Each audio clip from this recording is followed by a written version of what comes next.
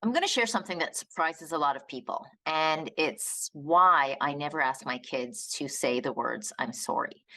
And basically, this is why in a nutshell. Sorry is just way too easy. Sorry, you hurt somebody, you say something inconsiderate, you do something that's offensive, and it's like, oh, I'm sorry.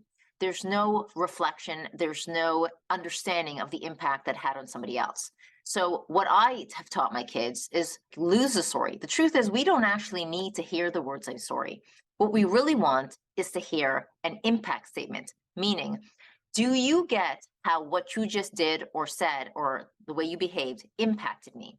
Now, I'm going to challenge all of you that if you take the word sorry completely out of your vocabulary, you would be able to have an even deeper connection with the friend, spouse, child by removing the words I'm sorry when there's been some sort of trespass. So let me give you an example of this. Let's suppose I was really late when I was visiting my friend for coffee. So she's been waiting there for a long time and she's feeling ignored or irritated or maybe even a little bit angry that she was there on time and I wasn't. So what do? I walk in and I go, "Oh my gosh, I'm so sorry." And then I sit down and we begin our experience together. Or I say, "You know what?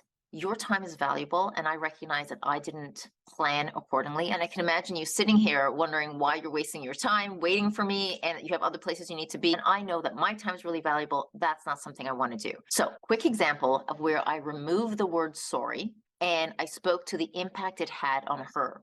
So which one of those would have her feel like, oh, you get my pain?